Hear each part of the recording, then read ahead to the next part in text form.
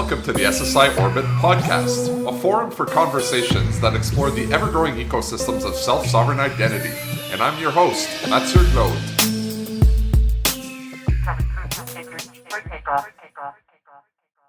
I would like to start the conversation off today just talking about intangible assets. And so by intangible assets, I mean a type of asset that doesn't really have a physical existence, but has the potential to generate, or which can generate, long-term economic value.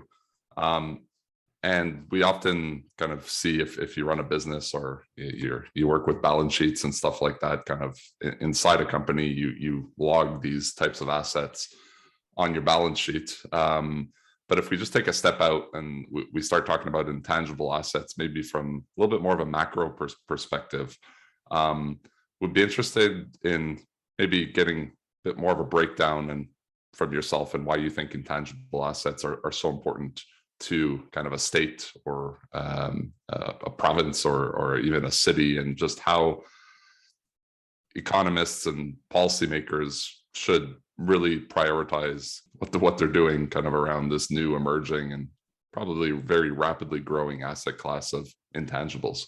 Yeah, thanks for the question, Matthew, and thanks for having me on. So the way that I look at this question is usually from the perspective of Canadian government. So in regards to intangible assets, what we know is that this is the future source of economic growth, is holding and growing and controlling these type of assets. So previously, it used to be physical things, control over physical resources, able to harness physical infrastructures for social and economic good. So I think the challenge that our public sector and that our elected governments have is how do they create the same kinds of public infrastructure for the intangible economy that we have for the physical world. So I'll give you a few examples.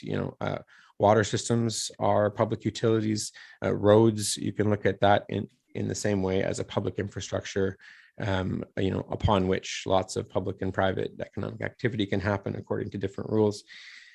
We have these deep policy regulatory infrastructure frameworks for physical things in Canada, but we have almost none of it for the intangible infrastructures and assets that now underpin economic growth, and control over economic growth is really political power. So I'll illustrate all these things in an example. Just actually the last point that I'll make on political power is that that's where governance control comes from over the infrastructure that underpins our society. So this shift that we faced from physical to intangible assets and resources being the drivers of growth, it's also a democratic question, because our governments and our public sectors have played a very strong regulatory and policy and stimulus role in the infrastructures that support our society. So I'll illustrate all of that with one example from a couple of years ago, when a Alphabet subsidiary or Google subsidiary named Sidewalk Labs was bidding on a innovation project in downtown Toronto in a waterfront location called Quayside. What Sidewalk Labs was seeking to do in that 12-acre plot of land was to build a neighborhood, quote, from the internet up. And what that means is that there was going to be new forms of digital infrastructure and new intangible private sector, big tech business models that are very opaque and very, buried deep into these systems. It meant that, there was a lot of different angles to that project. One of them was real estate. My view, as I mentioned off the top, is from the public sector's viewpoint and from a public infrastructure framework. And from an infrastructure perspective, that project was essentially a proposal for a privatized digital layer that would be baked into the fabric of municipal operations. So that's a really great example of government not having frameworks to evaluate intangible infrastructure and its economic impacts and its social impacts, and its impacts on people's civil rights. What rights do we have as we walk down the street in Canada to be anonymous or to be, not tracked? Privacy is one angle here, but anyways, you get into, with current technology applied in the public realm, a whole range of new digital and equity and civil rights issues that have come with the emergence of current technology. So I'm going to land the plane on this answer. You're asking about intangibles. The very short story is that we're really well built for physical things in Canada, for regulating them, for delivering economic stimulus, for having responsible public policy and regulatory frameworks, but we don't have any of those frameworks for the intangible economy that we now find ourselves in. And so, this is huge. It's a democratic risk to our governments.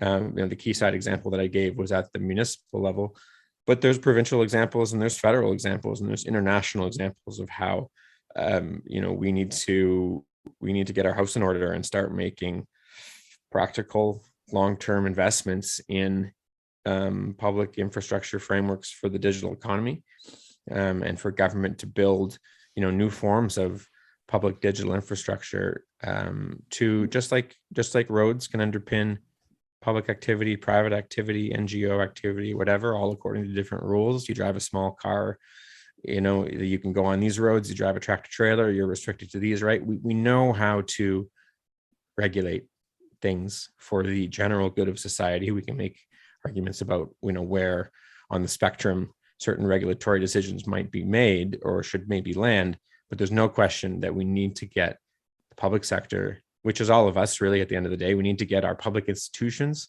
on the board in the modern data economy with tools that they can use to make sure that social and economic activity happens within certain guardrails, and that there's a fair distribution of value from the value that's being extracted from this data. Very often this is public data.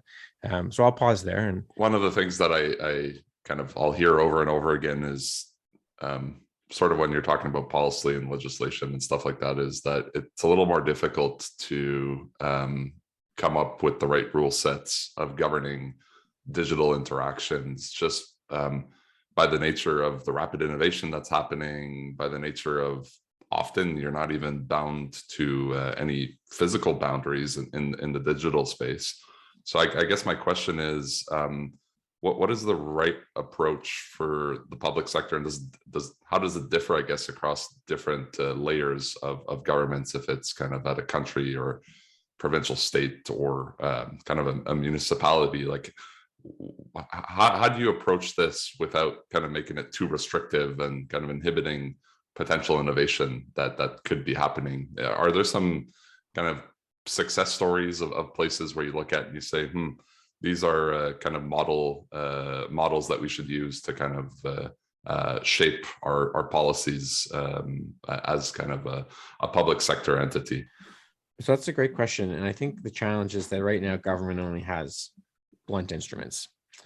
So let's look at, I'll use the Quayside example as one throughout to kind of illustrate these issues, because it was a really interesting microcosm of some national challenges. So in that case, there was very little ability to meaningfully impact the shape of the project. It was kind of, go or no go. It was going to move ahead in its entirety, a bit like an omnibus bill, or it was going to get halted. And so where we really want to play is in the middle, where we have frameworks for projects to move forward, but be responsibly managed and happen under some reasonable regulation. Private sector activity is part of the public good, provided it's happening under the social contract, as agreed to by our public institutions and voters every democratic cycle, etc. So we absolutely do not want to create the conditions where it's not possible for private sector innovation to happen. Rather, we want to make sure that it's happening on a moderately level playing field for Canadian innovators, startup scale-ups relative to the large global data monopolies. We have to recognize the challenges inherent in our size as a country, and do everything that we can with our policy and infrastructure tools to create collective benefit for Canadian sectors, or for different types of Canadian businesses. So in terms of what we need to do, to your question about what are the practical steps that can start to move us in the right direction, as I mentioned earlier, we need to start developing those regulatory frameworks and those infrastructure frameworks to allow use cases to happen out there in society. So again, in regards to the Quayside project, it was very much, we're going to have this complete techno utopia, and I'm air quoting, this is a podcast, you can't see, but this complete techno utopia, or it's not going to happen. The sweet spot is probably somewhere in between, where we reasonably harness the potential of technology in a manner that minimizes harms to the extent possible, right? And makes thoughtful decisions about important, social issues, and is responsive to democratic institutions. That to me is the sweet spot. But as I said, we don't have we are really well tuned to physical infrastructure and physical assets. Our institutions are built with an understanding of that, and they're designed to support those things.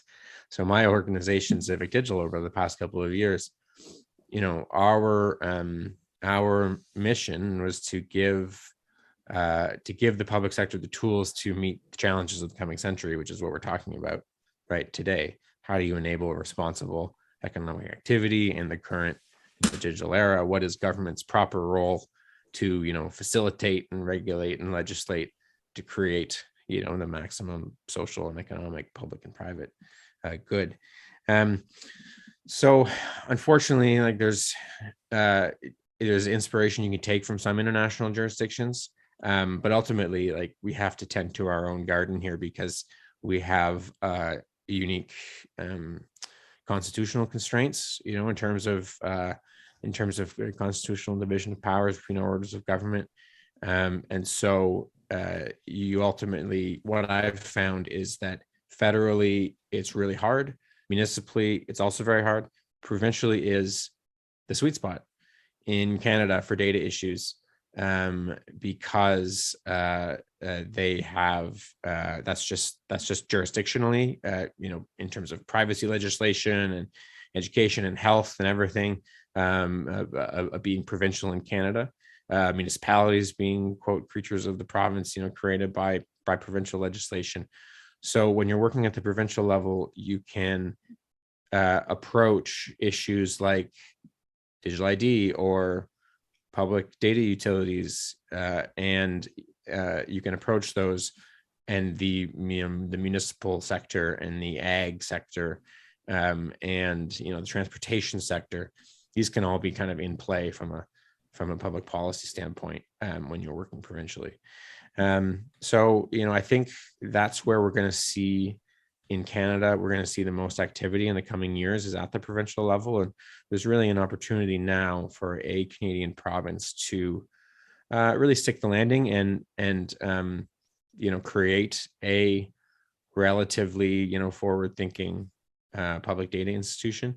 And the way that it works in terms of kind of the Canadian, policy diffusion for provincial issues is, if one province gets it right, then it's very likely to spread over time. Maybe it'll get constituted in different ways in different provinces, but a great interoperable. There is a window right now for a really solid public infrastructure digital layer that's interoperable for things like data exchange, or accessing different types of public sector data holdings, or underpinning trial use cases out there in society, in the private sector, in the public realm.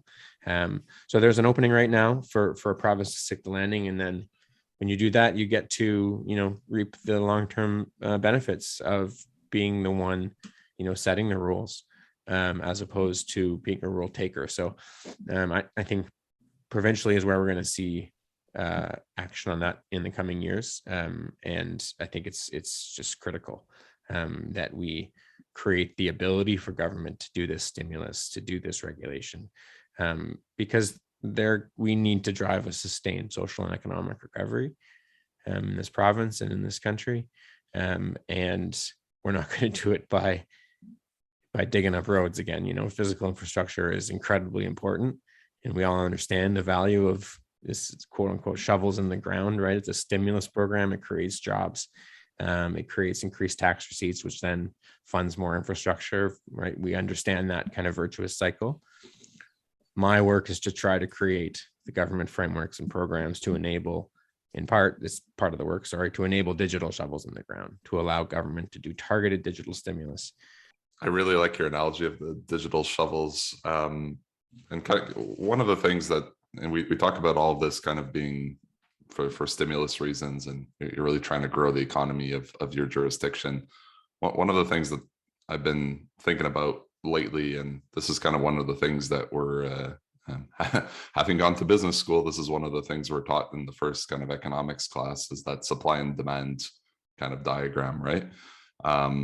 Where on the y-axis you have the price from low to high, and then on the x-axis you have the quantity from low to high, and then there's basically you have a supply line going up and a demand line going down, and they kind of meet at this point of equilibrium in the middle. And there's two assumptions that are basically made on this, right? The first, which is kind of still more or less true today, which is like, as demand for a product goes up, when demand goes up, supply will increase, and therefore the price will go down. And if the price gets too high, demand will fall. And then we have our sweet spot that I just kind of spoke about with the equilibrium, which kind of maximizes value to society, where things are affordable, plentiful, profitable, and such. And then the second assumption in this chart is that the total cost of production increases as supply increases, right? And if we take kind of the automotive industry and just use Ford as an example, if Ford is releasing a new model of a car, the first car costs kind of a little bit more to create because you have to spend money designing and testing it. But each vehicle after that Ford produces still requires a certain amount of materials and labor, right? So the 10th car or 100th car that they build will cost the same as like that 1,000th car that they'll build. And the same is true and kind of fits that model for a lot of stuff that was built, not using the digital shovels, but like the physical shovels in the physical world. But software doesn't work like that, right?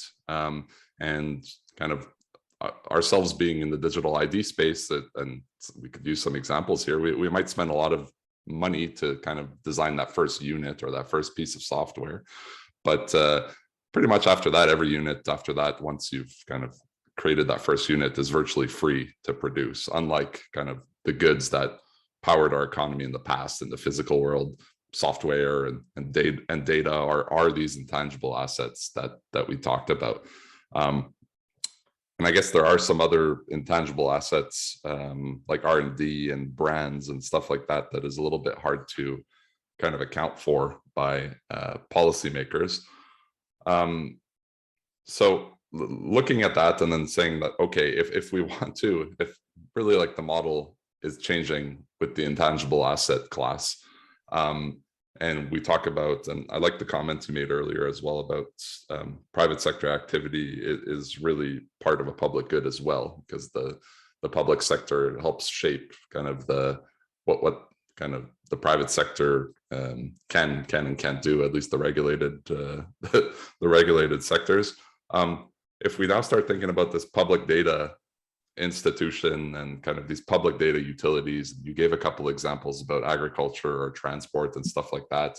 How does that shape out? Like, what is the type of data that goes in there? And like, we're quite familiar with identity data and credentialing and stuff like that, which allows you to prove certain things about yourself, and that could be used to access or exchange data and stuff like that. But in these public data utilities that definitely need to be on the roadmap of provinces like you're talking about.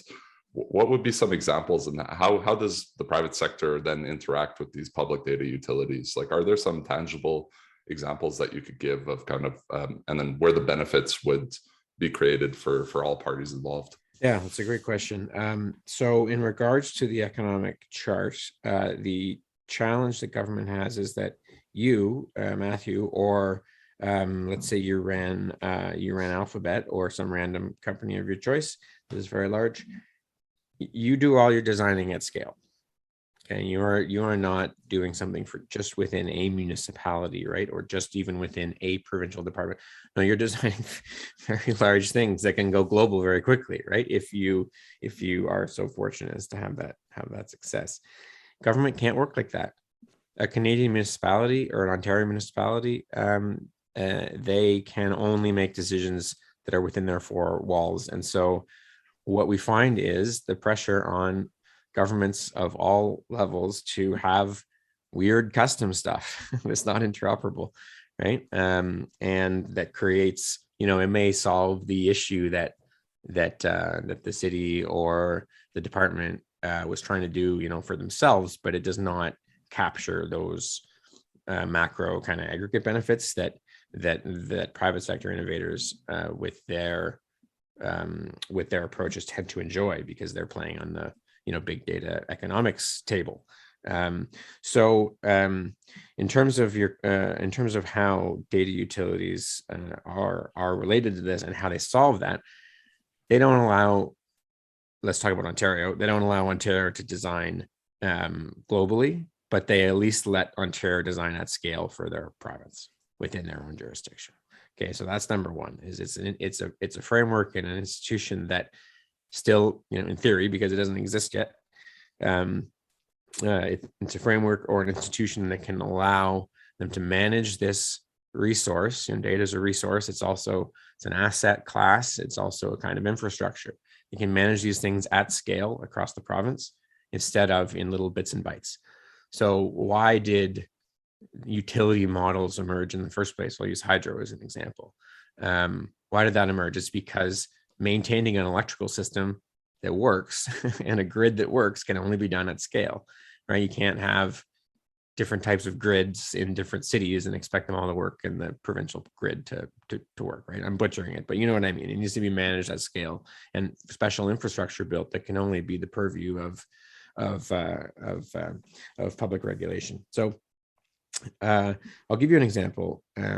So the province of Ontario, this was just a couple of weeks ago, they had a summit on housing, on bringing more housing to market faster in our brutal housing crunch that we're experiencing right now in Ontario and across Canada.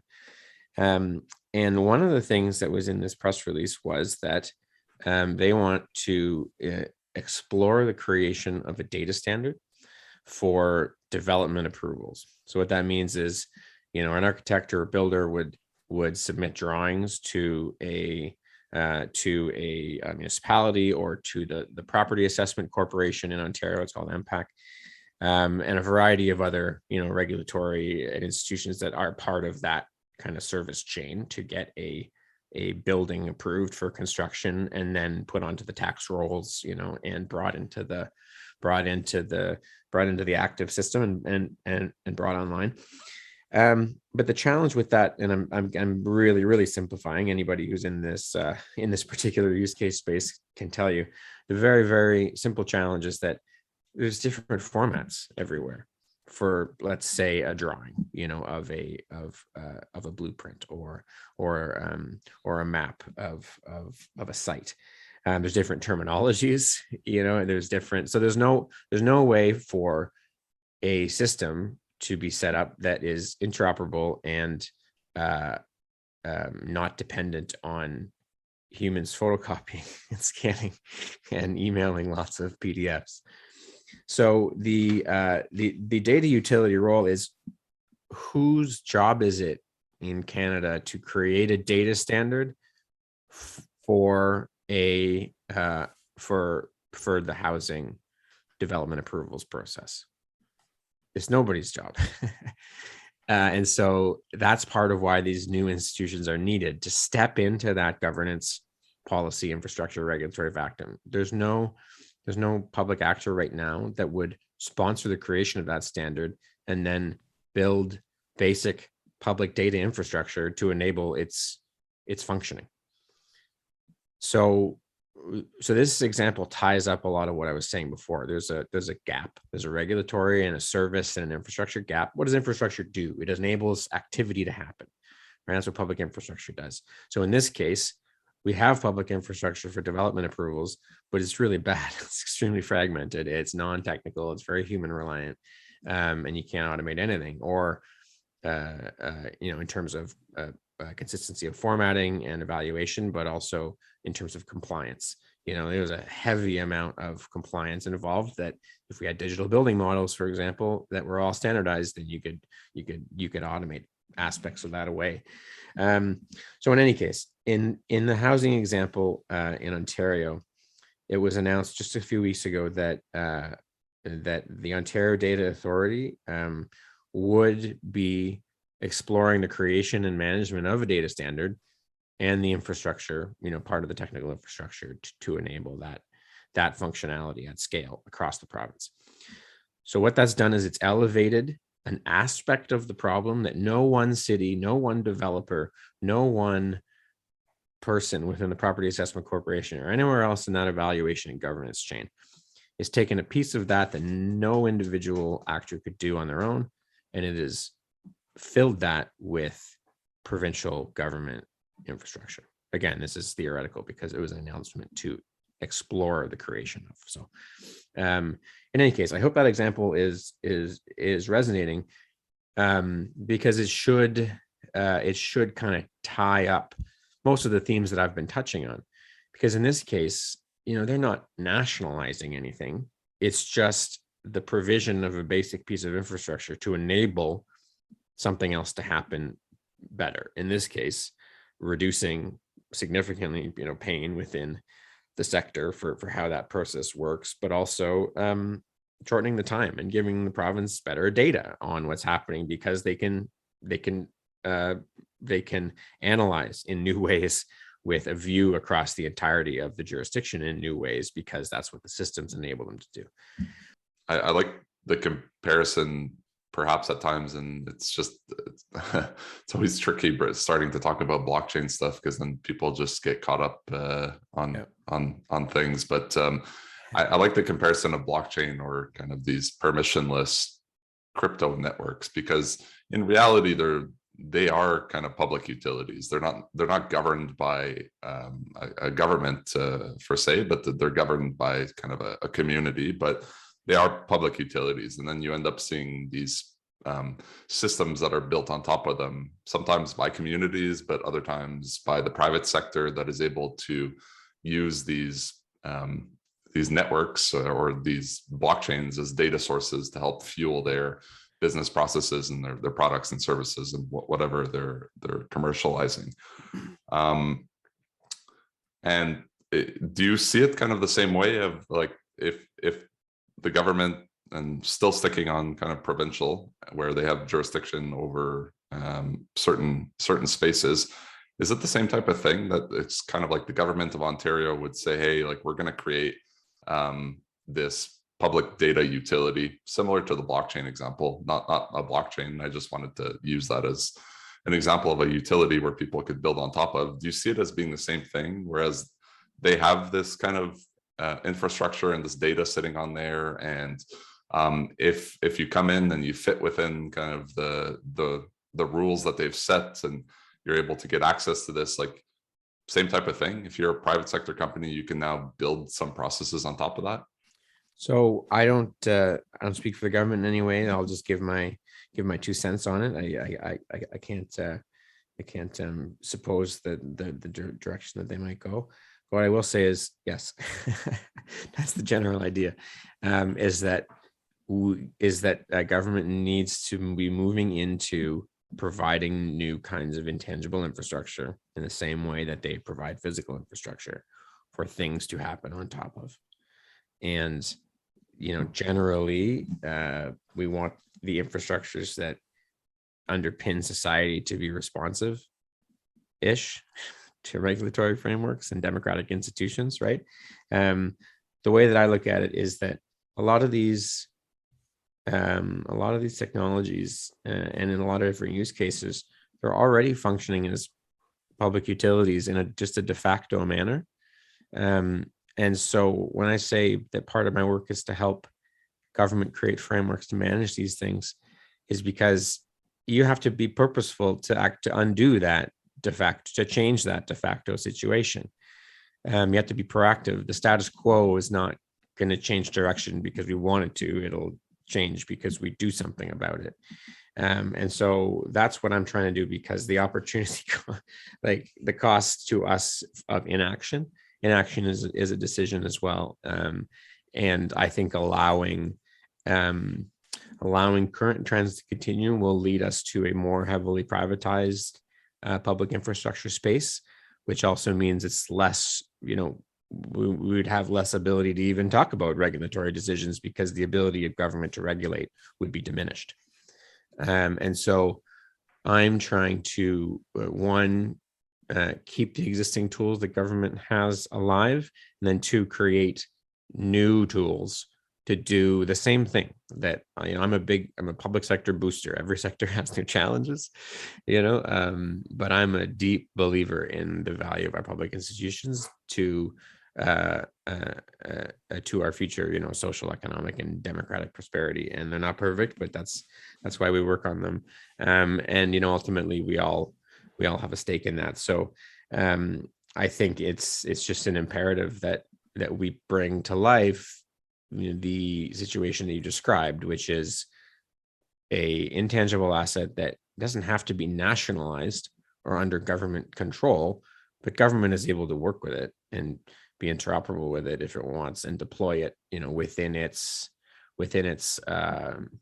service delivery models, should it be the appropriate technology, solution for the use case. Digital ID is a great example, of where we're actually, seeing real blockchain application in the public sector.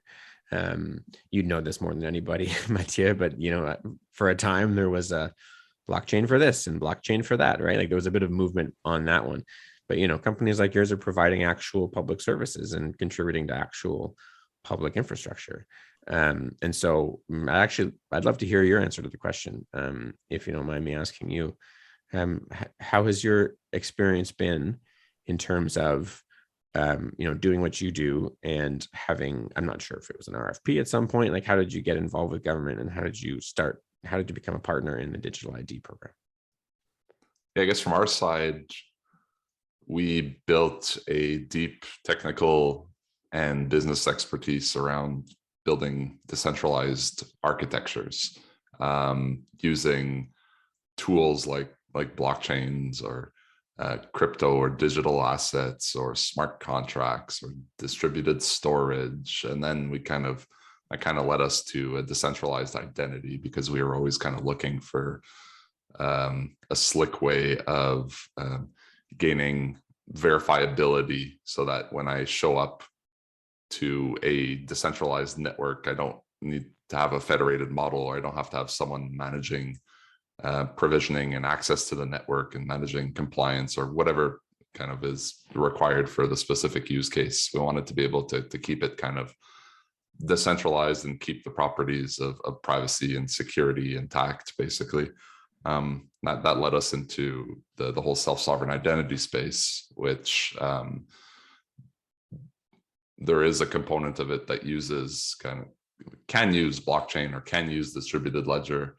I think, again, the example I was giving earlier about just blockchain as a public utility, it's just because that's really what it is. It doesn't mean you need to force blockchain onto anything. And we've seen more than enough of that over the past 6 years that we've been doing this. But yeah, I think we built a good technical expertise, but being able to marry that architecture and that depth to either kind of enhance existing business models or just create new innovative business models from scratch. And that's kind of one of the things that I wonder about what's happening in kind of this public data institution or these public data utilities, knowing it's early stage, but there's a big focus being put on that right now, is I kind of asked the question earlier, like, how do you create governance controls without making things too restrictive? The the difficult thing in here is not the technology, right? At all. It's just how are you going to actually make these things work in the real world? And it's difficult because it's never been done before. And you lack benchmarks, and then so it's just how do I put these systems in place? It's one thing to say that, okay, there are technical challenges, there are industry challenges like setting up the right standard bodies and stuff like that, but how do you control, or control's maybe not the right word, but how do you not lose control of where this goes, and how do you ensure it doesn't go out of your governance controls once this thing goes out, especially in a decentralized model when in reality you don't know what you don't know, so you don't know what's really going to happen. I think there's a couple of things there. There's losing control of something, or there's also being so restrictive that something that should succeed doesn't move forward, right? Like there's kind of two sides to that. Getting out of control is the other one. But I think the way that you do it is just with a good old fashioned use case led strategy. And this is something that I've had to adapt into my working model over the past couple of years, because this is it's so all encompassing that you can go deep down any particular rabbit hole and your whole day is gone and you haven't made any headway on your main problem. So because we're so early, think about how complex the building code is, or the electrical code. Those things did not get written in a weekend. Those emerged over a period of decades, right? And were changed to update current technology and understanding of safety and safety standards, etc. So I take the same kind of quarter century viewpoint. And I think the moment that we're in right now in early 2022 is that we are planting those early seeds that will grow into something like, the digital building code or the digital electrical code or whatever those equivalents will be. That there'll be a lot of standards work there. And I think we talk about standards a lot in terms of technical standards, but standards are going to be a really important public policy delivery tool as well, because we're going to be embedding decisions about what should and shouldn't happen. That's regulation, policy, governance. We're going to be embedding those decisions within technology architecture that is supporting use cases, right? So a lot of the public policy choices, and I'm talking about governance and responsive to democratic institutions. A lot of those public policy choices, we're gonna code those answers in, and hopefully standardize them across the sector. But the reason why a use case led approach is the one that I advocate for is because you reduce your complexity space and your problem space down significantly. So my reference for today's podcast, the Quayside project in Toronto with Sidewalk Labs, I mentioned that it was an omnibus bill. What I mean by that is that there were so many issues. It flooded the zone, and there were no reasonable way. I think there was 112 or 115 new discrete technologies that were proposed in that project. There was no meaningful way for government to evaluate the social and economic and rights impact of 115 new technologies, all in one thing. If we, I'm going to go back to my intangible versus physical comparisons. If you want to take a sign on a restaurant and make it 3 times as high, you have to apply to do that, because we acknowledge that would have an impact. Maybe you would cover somebody's window. Maybe it's not, in the visual design of the district that we've designated, right? Like we have all kinds of, maybe it's zoned in a certain way and you need to, get some sort of approved change. We have all of these processes, public consultation processes, for physical things and changing a streetscape or rezoning a building, because we acknowledge that these will change the social fabric in some way. The sign is a silly example, but maybe, tearing a building down is a better example.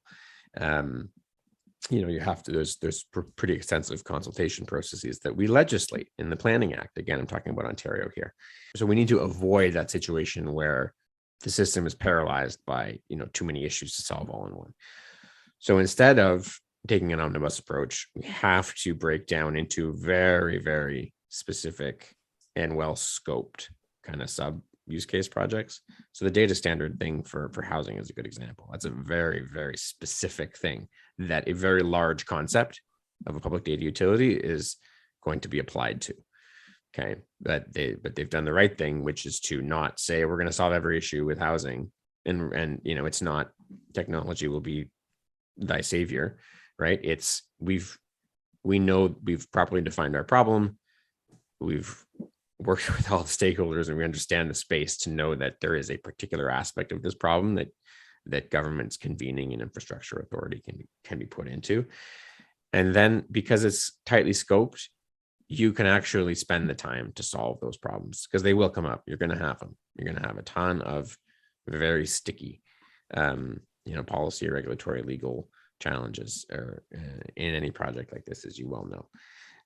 So it's very important to eat the elephant, one bite at a time. Otherwise, it floods the zone, and we can't evaluate. And then that's when you start to see really irresponsible stuff, because to your point, there's colossal downstream impact that's possible if we get this wrong in government, because government occupies that unique, position of, we'll say, higher moral responsibility. Obviously, it's aspirational. We're certainly not perfect in that respect, right? But that's kind of the duty of government and the people working within it, is to strive to close that gap and to improve these institutions and how they can support and interact with Canadians. So this is all part of that. But look, I've been in the space for long enough now that I can say it is incredibly hard to do this work in government. It's very, very hard. And it's happening. There's really amazing, technology capacity being built in certain areas within government, but we've also seen,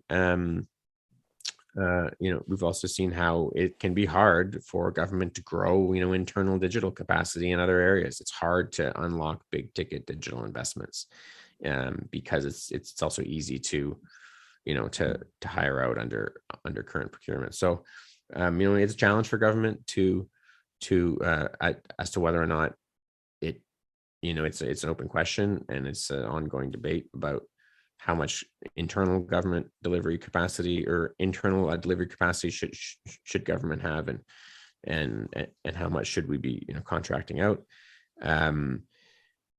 This cuts right to the heart of how public is public infrastructure, and how are we embedding private systems within it, and if we are they open and interoperable, right? Or are we still, rebuilding old kind of walled garden legacy systems?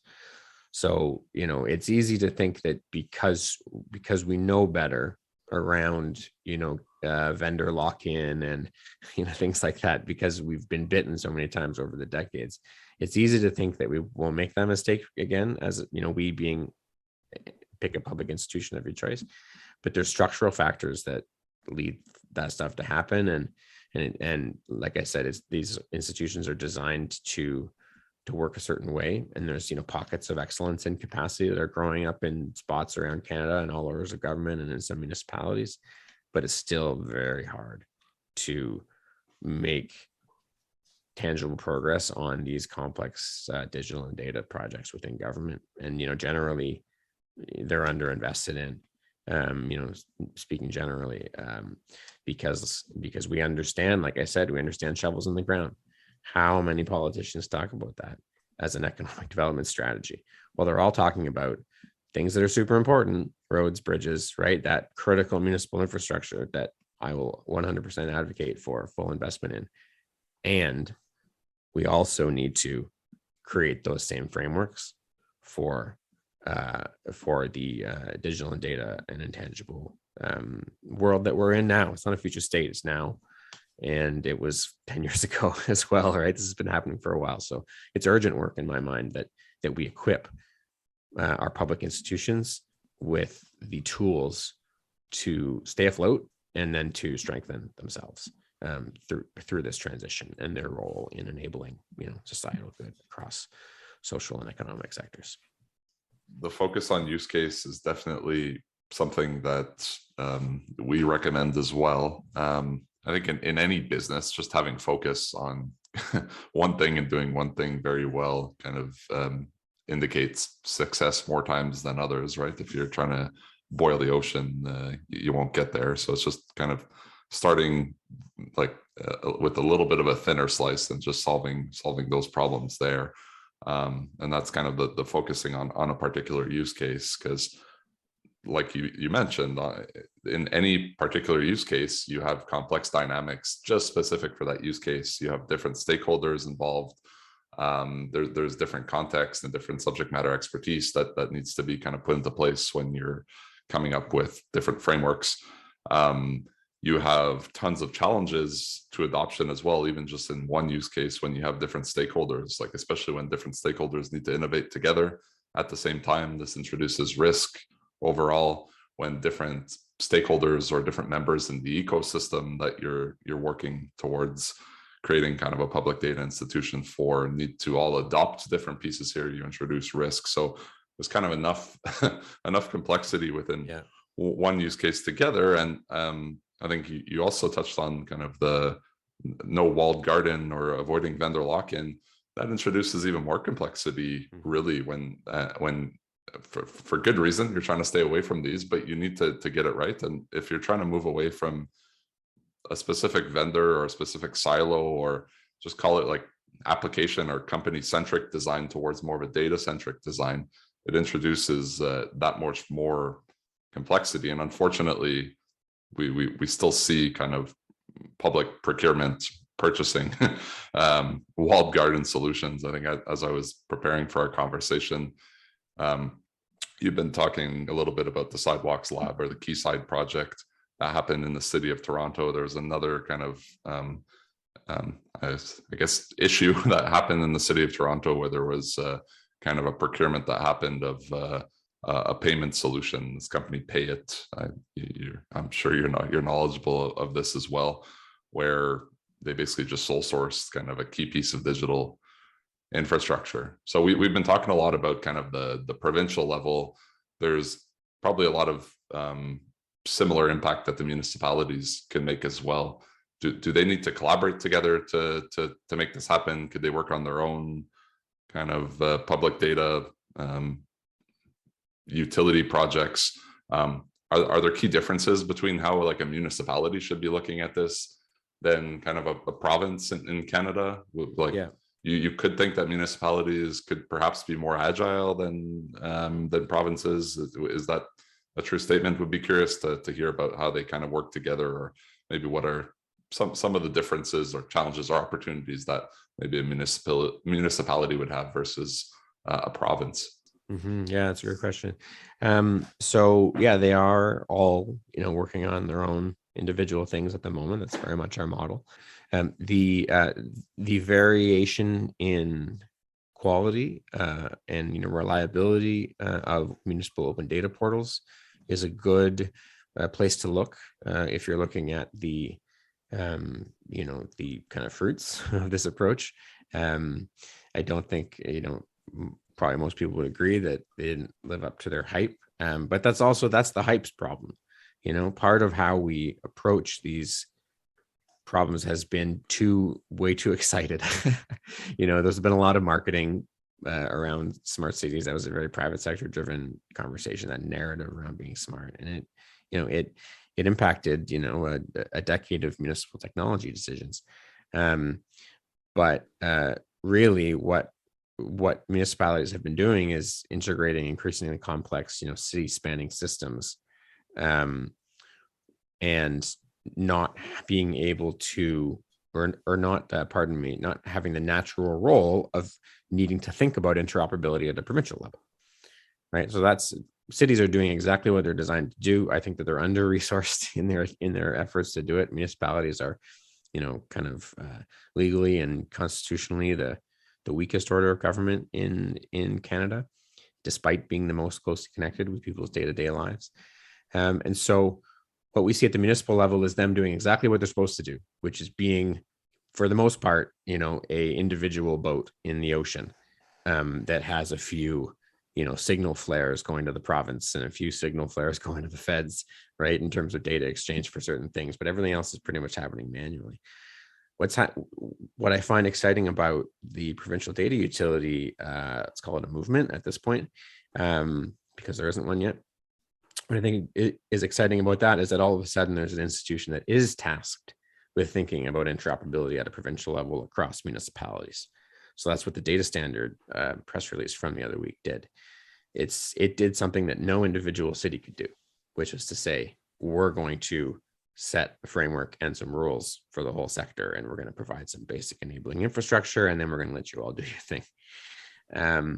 So that's the main difference, is that the province now has the ability to design at scale and solve problems at scale with these models across different sectors, and so many sectors are not creatures of the province like municipalities per se, but heavily, name an economic sector that's not heavily impacted by potential government regulatory choices, right? Like it's there's a lot of impact that can be had in society. So when we're talking about the provincial public data utilities that are looking to be set up, whether, again, we were talking about a couple of examples like agriculture and transport and stuff like that, I think the one thing, at least over the past couple of years, it's been a little more apparent is just the impact that a municipality or a city could have economically on kind of its citizens that live there. And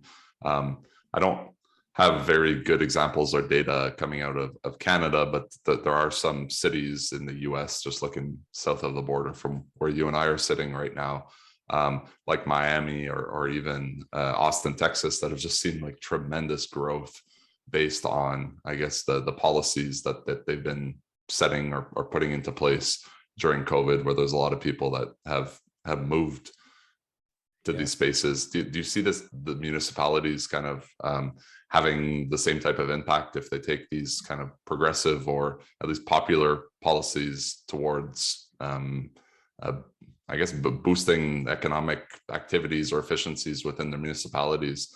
Could they have the same sort of impact where you would see kind of the municipalities taking charge here in how they're setting governance in digital space, and that leading to economic boosts for themselves? Yeah, so that's a great question. And municipalities are an interesting case study there because they have very few tools for business attraction, or enticing a company to physically open an office or locate some employees or whatever in their space. So we'll talk about, you asked about Pay It in the city of Toronto. That's a great example, because there was a technical side to that, right, around saying, well, we don't want another walled garden at the heart of the municipal infrastructure stack. So there was one side, but I'll answer it from an economic development point of view, and to say what can municipalities do to support local technology sector. So I delegated to Toronto Council on that one, and I wrote a post about it. It's on my website. And I basically said, okay, putting aside the technical stuff, if you're going to sole source it locally. Like, don't tell me we don't have this capacity within our technology sector to do, basic kind of payment processing within the municipal context. Because, municipalities have very little opportunity other than kind of cheerleading, and doing the traditional, like, we will rezone this business park for you if you want to open your factory. Like, there's a range of traditional tools that they have in economic development departments, but it's very hard to use procurement processes to, and try to ensure that your dollars go to a Canadian company, or, to stay within a particular jurisdiction, be it provincial or municipal. And part of the reason is that usually the buyers don't care. That's not their problem. It's the buyers being municipalities. It's not their problem to think about the national implications. They're trying to solve a problem for service delivery or, processes in their department. number one. But then number two is that we're very often constrained, legally. So our international treaty obligations are one here that impacts provincial and federal and municipal purchasing decisions. So I forget what the name of NAFTA is now, CUSMA or USMCA. The trade agreement that governs trade between Canada, US, and Mexico, let's put it that way. It means that if I was inside of the city of Toronto, hypothetically, they were not allowed to explicitly say a Ontario company is the only one that could win this RFP for a payment system. They can't do that. Governments have to be more creative in how they incentivize those things, right? So it's not a matter of being able to dictate. They have to be thoughtful and creative and take their opportunities when they arise to make an impact in that space, because it's really hard. And I thought that the pay it was a huge missed opportunity for that, because it was a situation where they were sole sourcing. They said they didn't, but they were sole sourcing. And if you're going to do that, I see no sole sourcing means that you're setting aside most of the procurement roles because you want this from this vendor. And if you're going to do that, that is a moment to use your toolkit for, we're in the pandemic grinds on the economic, and social pain that people are going through right now. Why would we not do everything we can if we have an opportunity like this to make sure that we're using public purchasing power to revitalize and to help local economies become more resilient? I don't understand why we would pass up any opportunity like that. So governments have to get creative. I'll give you one small example. When I used to work in municipalities, I did some work on procurement for a while in response to a couple of challenges. One, everybody hates it, but they have to follow these rules in the public sector, these kind of outdated rules that are good for physical things, but not good for complex technology. But two, also to say, how can we thoughtfully at the municipal level use our purchasing power to incentivize local economic activity and the creation of jobs here in our region? And I'll spare you the details, but we created a package of incentives other than cash and other than saying that you must locate here, because we couldn't. We created a package of incentives that made it more likely for firms from our region to apply to this RFP. And that's what happened. We had, 13 out of 18 respondents were from, within 100 kilometers of our municipality when we ended up releasing that. So we can't use blunt instruments like saying this has to be a Canadian company, but we can be thoughtful and incentivize local economic activity. And when these opportunities come up, we got to grab them, because they do not come up very often. My last question, Andy, talked quite a bit about the need to have kind of interoperability in these public data institutions, and that really comes down to standards and standards bodies. I guess there are standards bodies that exist kind of horizontally, but there are standards bodies that exist as well vertically for specific industries, and you have specific associations that kind of handle this stuff. For the folks listening today interested in kind of driving the public data utilities forward and participating, I think there's probably a lot of contributions that still need to happen in these standard bodies. What are some of kind of the leading communities or bodies that you would recommend people getting interested in, or perhaps listening in, or thinking about contributing to help move this whole mission forward? Yeah, that's a great question. Standards are a very, very vast universe. I think there's there's the Standards Council of Canada at the top, and then eight standard development organizations, SDOs, underneath that do a wide variety of different things.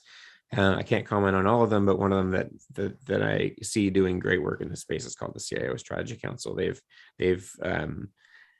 developed consultative processes for the development of new standards that are shorter, frankly, and that means more responsive to urgent needs and of government action in the data economy. So instead of some kind of plotting process that might take 5 years and then have something sit on the shelf.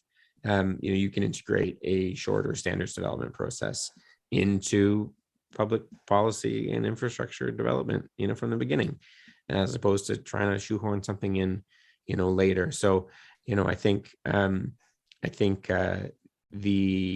for governments, the imperative is to forge stronger relationships with, we should just view standards as part of the normal regulatory framework. And we have to develop a lot of sector specific, like I mentioned, the building code, electrical code, all that. We have to develop little mini versions of those for all these little situations and economic bits and bytes over the next number of decades. So we're not going to need fewer standards, I'll put it that way.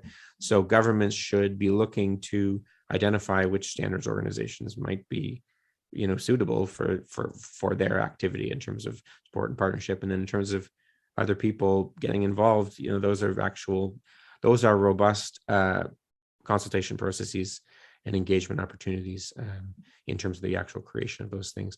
I think the trick to kind of activating that in a public policy context is for it to be linked to the regulatory process. So for government to be involved in sponsoring standards, not just maybe picking up some industry standard that pops out of the system. I think government needs to shape, and kind of create its own markets there, to say we need a standard for X, and then let those development processes play out, which convene industry stakeholders and, everyone can participate, NGOs, etc. So I think government's job more is to kind of strategically incentivize the development of the right standards at this time, and then to be waiting on the other side with an implementation framework, as opposed to having all of this work not lead to some sort of change at scale. Thanks for tuning in today. Hope you enjoyed the conversation as much as I did. To stay up to speed with future episodes, or to catch up on ones you may have missed, make sure to check out the SSI Orbit podcast on your favorite podcast platform, and make sure you subscribe. If you have any questions, comments, or wish to see someone in particular on a future episode, you can find me by searching Mathieu Glaude on LinkedIn or Twitter. Feel free to reach out to me directly and I'll get back to you. See you all next time.